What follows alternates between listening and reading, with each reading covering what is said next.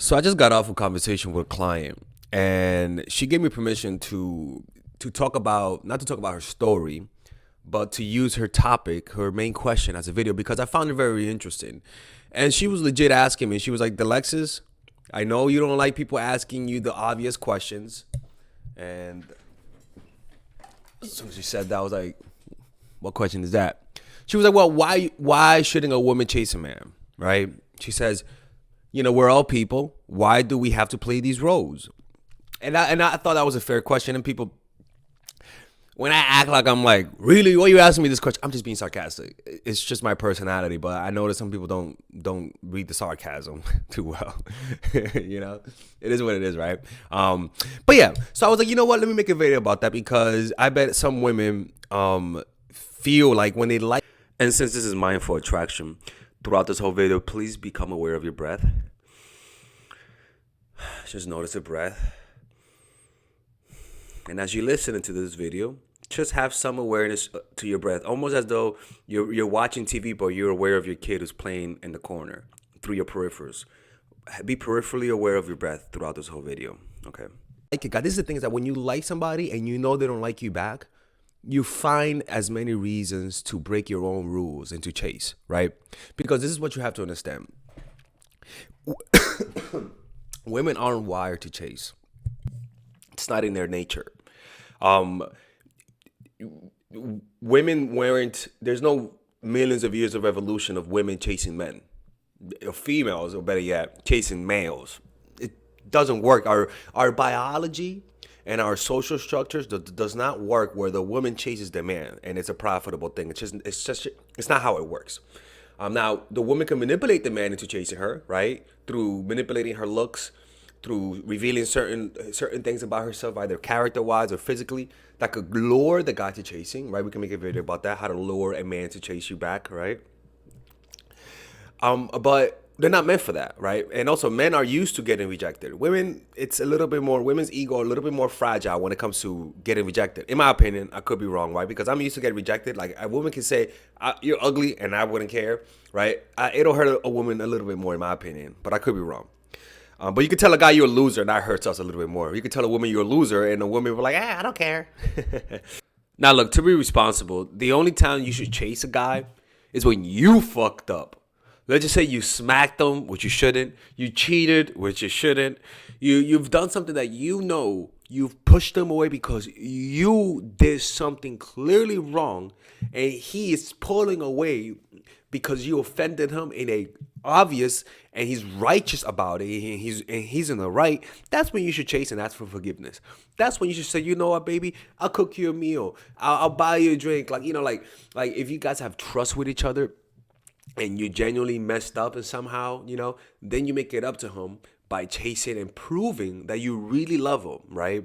Or even worse, let's just say you've been cold the whole relationship and he's been doubting whether or not you love him. And he's been showing you interest, but he's pulling away because you're so fucking cold, right? As an example, then yeah, you should show him some love. You should show him through a bold move that you really love and appreciate him, right? But men are used to chasing. That's why, right? So you want the man to spend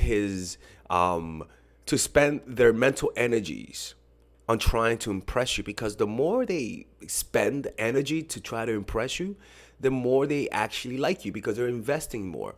The more energy you invest into something, the less likelihood you are to back off, even if you know you're getting ripped off. That's just part of human nature, right? So by you letting them come to you rather than you come to them, it conveys who's the one of higher value per se, because you want her, he wants you. But if the woman chases, usually when a woman chases, it's because one, she's hard-headed and she doesn't get that he doesn't like you and you got to move on. And two, it's because of some type of trauma. Some type of trauma caused the roles to be reversed, right? And because and that trauma pretty much is a negative energy field. A negative energy field, meaning an energy that is resisting life itself. And because you've been rejected when you were a child, you didn't get the love. Whenever you see someone who represents love to you, your brain's automatic reaction is to flood you with uncontrollable emotions, the emotions you felt when you were a child. Now you have to remember, you know how when soldiers of war come from war, hopefully this is charged recording, okay, they come from war and they start having PTSD, and they start having visions or even dreams about the things that they saw. Are you aware of your breath? Don't forget. You ever wonder how you remember your childhood, or better yet, how you remember before you were conscious, like when you were a baby? You ever wonder how you remember that? Because you were there. You have to have recollected something, and we do, and we recollect through emotions. When you were a child, you remember through emotions. So whenever you feel traumas or even uncontrollable emotions like neediness or desire to get attention, that's really your brain's way of remembering a traumatic event. So if you were a child and you were always left to cry and you never got love, your brain wired that in so that maybe as an adult, whenever you don't get what you want, you cry, you get violent, you seek more attention. And that's really because you're remembering your past as trauma. So you have to heal that. How do you heal that? Well, through meditation. And we're having a meditation meetup in New York City today through Zoom. Right, you could attend through Zoom at 6 p.m. It's gonna start at 6. I'm gonna open it at 6 p.m. for my Patreon members and for those who purchase it. And it starts at 6:30, but we're starting it as Zoom at 6 so that I could talk to you guys. So you guys can either join by purchasing the tickets in the description down below on Mindful Attraction, or become a Patreon member and I'll send you the tickets, right? And you could actually attend every week, right? But if you're not a Patreon member, you got to pay $10 to attend. Or you could attend in person for $10, okay? So click on the description down below, join our Patreon. It's how the channel, it's where I'm actually going to start posting more of my spiritual content, because I'm already posting dating advice videos here. Why not just post the spiritual content in my Patreon? It only makes sense, right? So I'm going to start posting meditations there. So if you guys like that type of stuff, please subscribe, because after today we're going to start posting more stuff about that. So yeah, so whenever you feel that the desire to chase, take that as a cue. Take that as a cue, almost as though it's your guide, it's your North Star. You see your star, and that's where you got to go. Take that as a cue. Don't act on it, because naturally, whenever you feel the need to chase, it's really first a sensation, right? You feel a sensation that causes a thought to suggest to you, let me chase, right? Now, what would happen if you just felt the sensation without the thoughts? You wouldn't come up with the dumb idea. Not dumb, my fault. I'm sorry. Oh my God, he's insulting us. He doesn't respect us. We should pull away. Sorry. So with a silly idea to chase a guy, right? You wouldn't come up with it. If it just stays in emotion, by you, in the way that it just stays in emotion is by choosing, because again, like I said yesterday, you have two choices. You either choose to feel sensation or think. It's one or the other. You really can't do both. You really can't.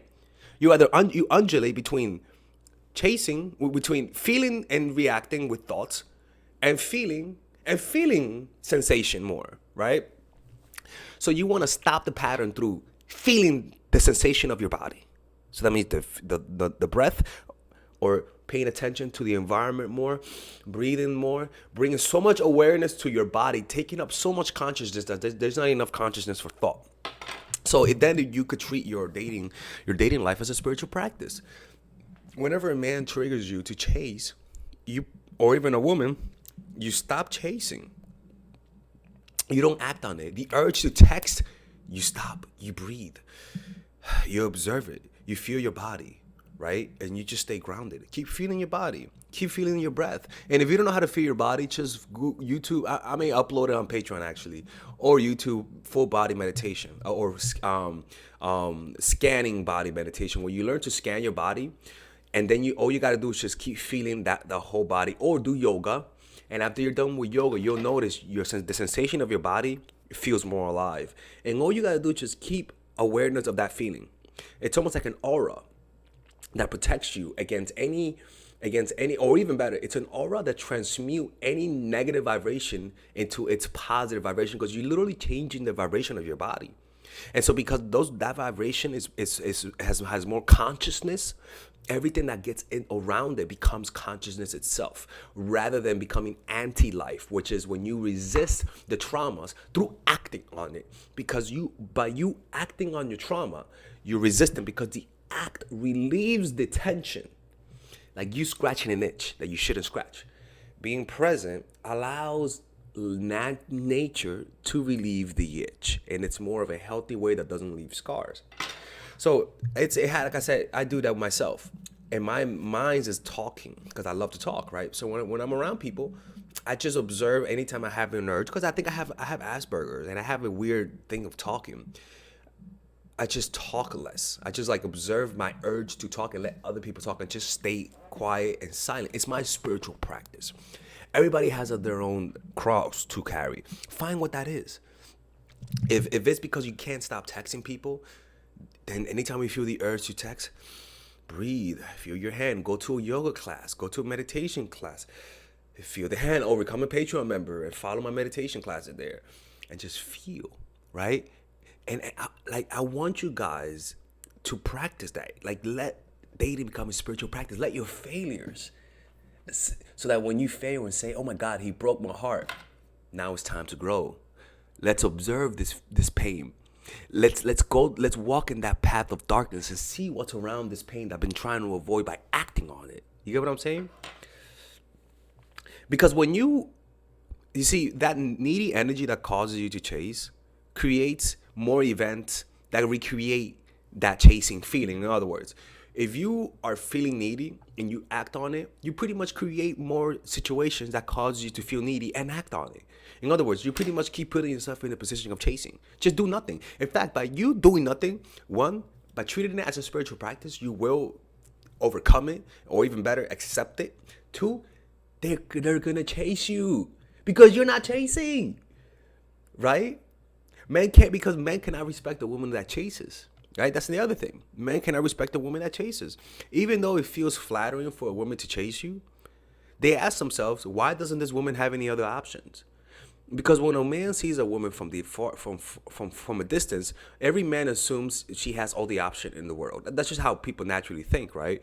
Like, just like you assume all celebrities are happy and live the best life, right? At a distance, everything looks better. So at a distance, men think that you women have all the option and that you guys have all the power. But when you get closer, most celebrities' lives suck because they have no privacy and they don't trust anyone. When you get closer, most women's life kind of is really hard because they don't know who to trust, and they're always being judged, and people are always looking at them, and they're always in danger, right? So you never really know. And so people just have this weird expectation about you that you don't even know. And they think you're really confident because you try your best to show that you're confident, and they really believe the front that you're putting on until you start chasing. And then what happens then is that they feel this huge dip of disappointment, and they resent you for it. They resent you for it because they feel like they've been deceived, right? And they get disappointed, right? Because they expected something, and that makes them question you, which naturally then causes them to test you, and to see how far they could disrespect you to gain something from you, right? Or if you're lucky, you have a nice guy, he doesn't abuse that. The third one is that chasing a man overinflates their ego. And studies show that when a person feels superior to you, they start mistreating you, right? This happens a lot when people travel to poor countries where they unconsciously feel superior to those who are more poor than them. Don't let the video absorb all of your attention. Keep noticing the breath. Or if you, it's like when if you're a white person and you go to Africa and you're around a bunch of like poor Africans, like you can't tell me that there's a part of you that feels superior. It happens to me. Like, I've been to poor areas, and even my country, right? When I was a kid, I remember I would go to real poor areas because I was from a place that was a little bit more affluent. Even though I wasn't an affluent people, I felt a little bit more affluent because I wasn't from like the village, like poor shit. I mean poor. I felt superior, and I remember my mind almost like labeling them as different. Like, you know what I'm saying? It's almost like a different species of dog. Like classes, like a rich person and a poor person. It's like a Rottweiler and a German or a German Shepherd or even like a poodle, like a big poodle, like they're just a different species. Like they're the same species, but just a different breed of human. Like they're just different. They think differently, right? And so when when you inflate a man's ego, it's almost like you turn him into a different breed of human, of this overinflated breed of human, where they completely are different than most people. And the way that they're different is that they don't a part of you that don't see you as a human. Like when you make somebody feel superior to you, they would not treat you with the same level of respect that they would treat somebody whom they see as a real human being. It's almost like the brain kind of dehumanizes you, and it's an unconscious thing. It's not a conscious thing. They're not aware of it. In my opinion, I don't think most people are aware of it. You know, some people are, but most people are not. It just happens. It's weird. It's like it slips in. So this causes a sense of entitlement that makes it very difficult to be with them, and it makes it very difficult for you to stand up to them. Because imagine a dude who you date, you're going out on a date because he's not your type, but your friends are begging you to go out with them, and he rejects you. What do you say? You say to yourself, who the fuck do you think you're rejecting you? I'm giving you a chance and you're rejecting me? You don't reject me, I reject you. I'm better than you. It's kind of like that same mindset where they think, girl, I'm giving you a shot with me. You're the one that chased me. Don't be all of a sudden getting mad that I'm late. I'm doing you a favor. See that type of mindset? All because you are chasing them. You've overinflated their ego and they can't respect you. Right? The fourth reason why you shouldn't chase is because it's not worth the self-esteem hit.